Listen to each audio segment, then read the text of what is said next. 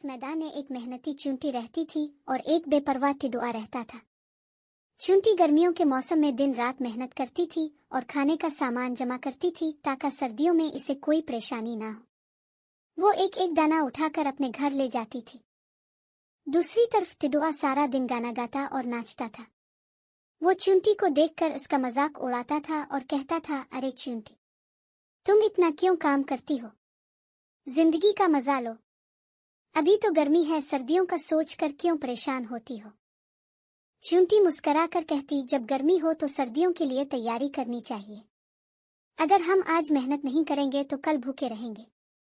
टिड्डा इसकी बात पर हंसता और फिर से गाने में मसरूफ हो जाता। चूंटी ने इसकी बातों पर ध्यान नहीं दिया और अपना काम जारी रखा। जब सर्दियां आईं तो हर तरफ बर्फ ही बर्फ थी। टिड्डा के पास ना तो खाने के लिए कुछ था और ना ही रहने के लिए गर्म जगह। वो भूख और सर्दी से कांपने लगा। उधर चूंटी अपने घर में आराम से बैठी थी, जहां इसके पास खाने का वाफिर सामान मौजूद था। टिड्डा बेबसी की हालत में चूंटी के घर पहुंचा और उससे मदद मांगी।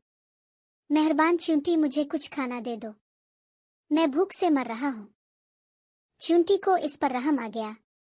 इसने टिड्डा को खाने के लिए कुछ दिया और इसे नसीहत की, देखा वक्त पर मेहनत करना कितना जरूरी होता है। टिड्डा ने शर्मिंदगी से सर झुकाया और वादा किया कि अब वो भी मेहनत करेगा। इस दिन से इसने समझ लिया कि आज की मेहनत कल का सुकून होती है।